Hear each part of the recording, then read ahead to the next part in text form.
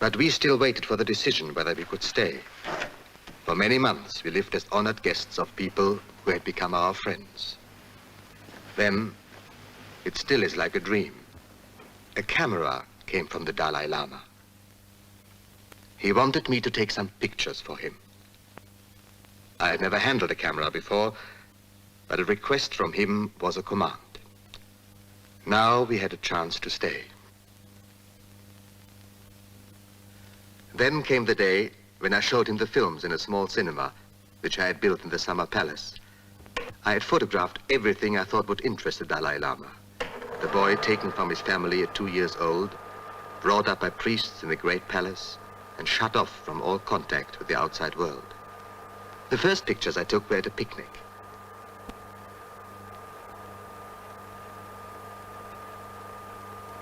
Here is his brother Lhasa, playing a game with friends. The girl playing darts. His family from whom he was separated. The sights of Lhasa.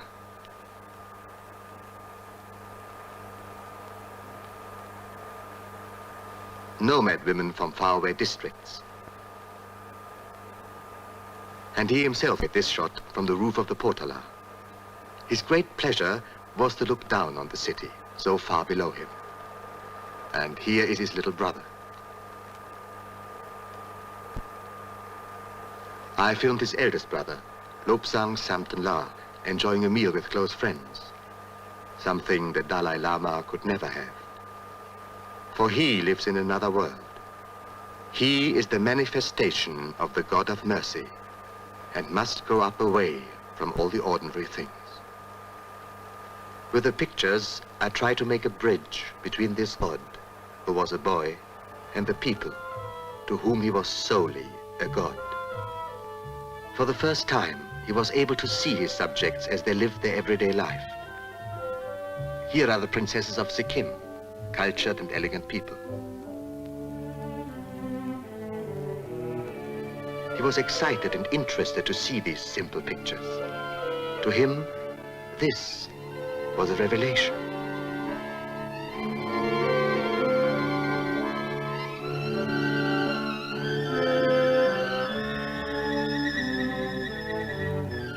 To all these people, the Dalai Lama was divine. But to me, he became a warm human being. He himself never doubted his divine origin, and neither did his family, nor did his subjects. To them, he was a God.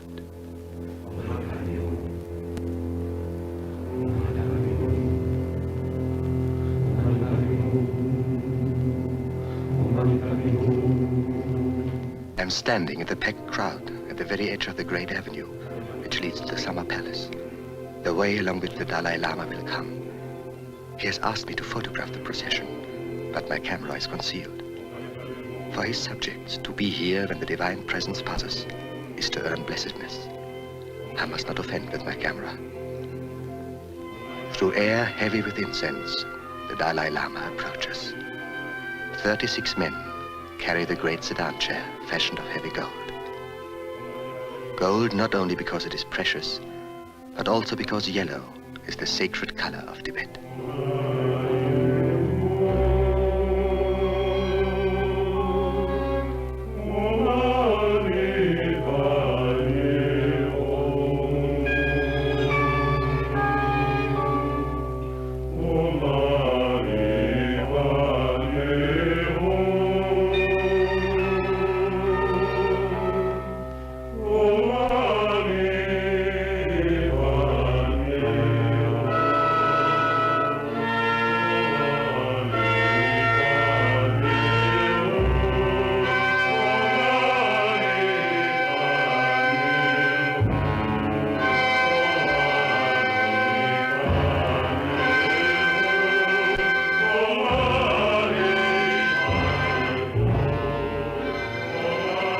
In the garden of the Summer Palace, they prepare for the religious dance.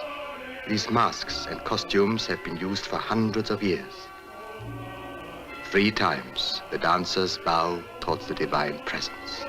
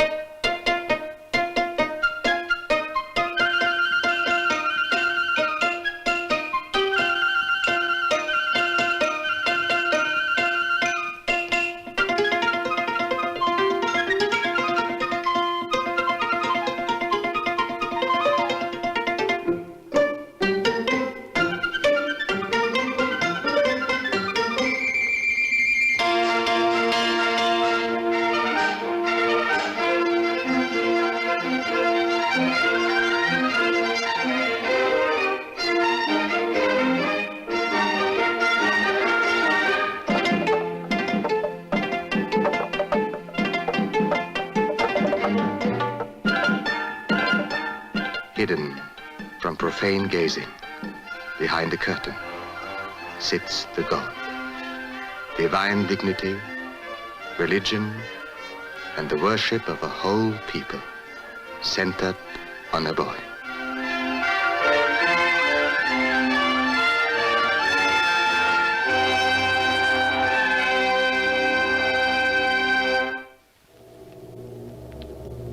It is said in our land that death is but a pause on the journey of immortality. When our God King dies, somewhere a child is born into which his soul has passed. 13 times the body has died and the divine presence has returned in a child.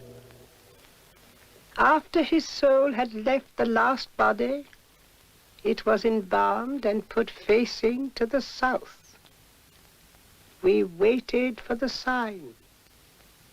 One day, the head turned to the east. This was the sign, and our priests went out to the east. No one knew where the child was to be found.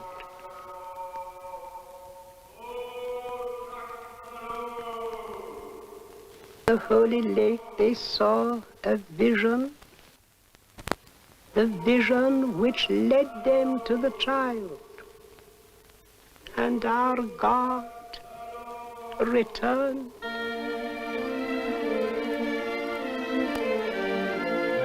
The boy who was brought from the borderland of China, the incarnation of Chenresi, the manifestation of the God of mercy, and who now may show himself only on the days of the great ceremonies.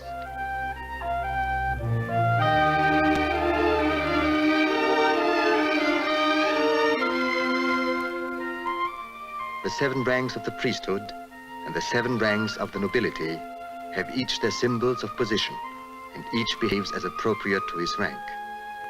Even the shape of the hats worn by the nobility is decided by their rank.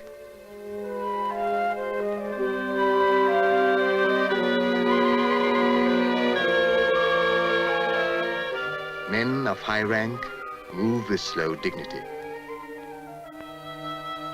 But the police monks sometimes have difficulty in controlling the excitement of the thousands of young and low-rank monks who are eager to queue for the blessing of the Dalai Lama.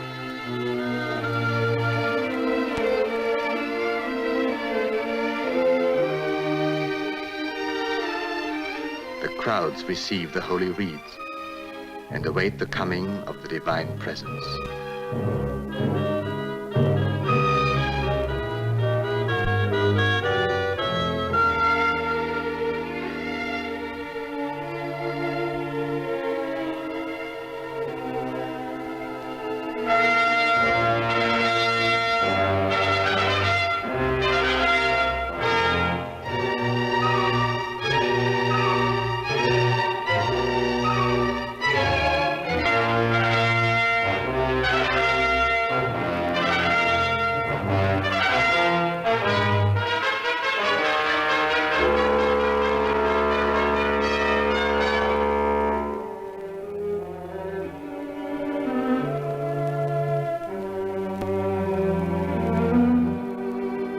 Dalai Lama comes to his throne.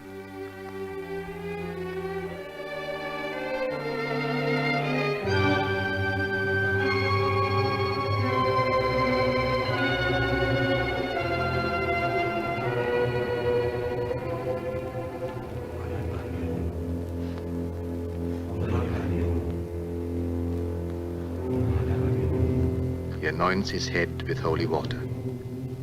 He blesses the symbols of state, the Chorten of faith, the rock of power, the book of wisdom.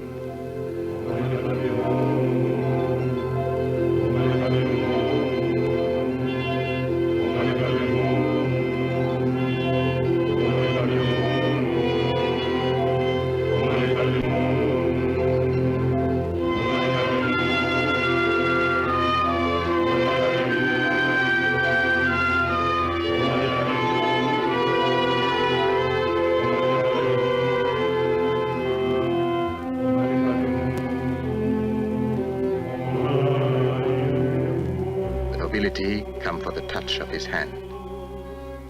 The ceremony lasts many hours, but when the great rituals pause for a moment, he has a private smile for me. For we share the secret that behind the curtain, the camera is concealed.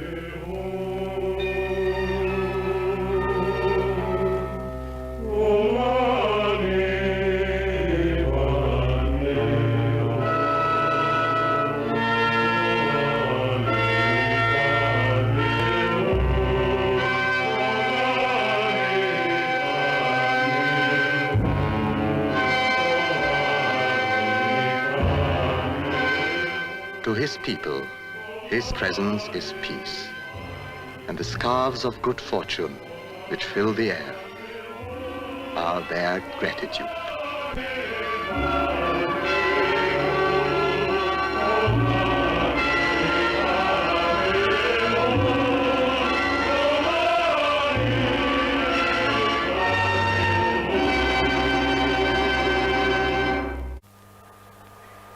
In the palace, our film shows became a regular event.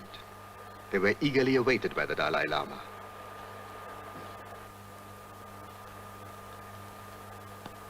One day, we were looking at the film of that great ceremony when the news came. The news that I had known would come. I knew this was to be the last time I would show him my film. The Red Army had marched into Tibet.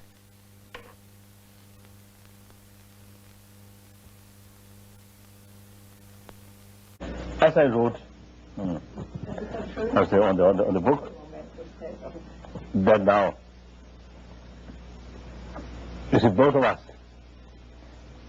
now getting older, at this moment, you see, I say when, not only, I say, very happy, but also, you see, it reminds me that those, you see, happy days, in happy country. So as he mentioned, let's say, I think the particular reason why with the elder brother, you see, I think they really, I think, spend nice time. In some cases, a little bit of action. Down sliding. How did you come to him? How did you come to him? How did we meet you, man? Yeah. Oh, that's a long story. Oh, yes. Well, First, the Tibetan government employed the two Austrians. Then he is a personal sort of Shiva, what do you call it? Personal nature, or what to say, temperament. You see, easily to get well. you easily get along with other people. So then first, my elder brother, Lhasa Samden, you see, known him and become close friend. So through that way, eventually, you see, I call him at my place in the pretext way, to do something about my the generator and the movie projector. Then through that way started to learn English. My stupid teacher, how to say, student. So like that. Yeah. We both learned English together, you know. That's why we speak so good. And what is the legacy of 7 years Heinrich Harrer has spent in Tibet? Legacy. I think while he was in Tibet, you see, one obvious thing is the what called Tura. And the Flussdamm, river dam. Yes. So you see that later, you see that diagram. The diagram itself is called the Tura. What called? Führer. Der deutsche Damm hat er geheißen, weil wir als Deutsche gegolten, weil mein Krieg ja Deutsche waren noch. Mm. Then, I think his greatest contribution for Tibet is his book. I think that book actually, I think, opened, I think, 100,000 people outside the world. So that, I think, greatest was a contribution and help. So even today, in spite of his age, he very much involved. I mean his age, I'm not old. That's very You see, he very much involved or very, very active in struggle for Tibetan right, for Tibetan, freedom. So, this shows, I think, genuine friendship, right? Genuine friend is not changing. Once we know each other, become friends, then through whole life, it remains that kind of friendship and some kind of mutual help. So that I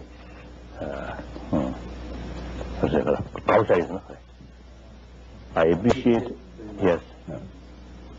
Isn't it? But I think also, when we arrived in Lhasa, we were really nearly dead, We had blisters and we had no food and we were broken. And then the Tibetans received us. They showed us their hospitality. And your parents, they were the very first to ask us. And then Nari Rinpoche was born. We were invited immediately to this birthday party into the palace of your parents. And that moment, we were invited in the house of the parents of His Holiness, we were free, because nobody would have dared to say anything against us. Because since his parents had received us, we were persona grata. We suddenly became like Tibetans, And then the monks took us up. And what I want to say is, we were received and we spent 7 years there. We were so happy and it was the best time of our lives. And then who would have thought that of all places in the world, we would have to escape again. First I escaped from the prison camp. Then I have to escape from Tibet. So I had to go again. And nowadays, now you had to leave the country too. And I'm so fortunate now that I can give a little bit back, that what the Tibetans have given me while I was there and became one of you. So it's not only a duty, but it's a great joy for me to do something. Now, the year of Tibet, I think we have done a lot, and I look forward to be in Vienna when we have another chance to get support for your country and for your people. Thank you so much. Thank you.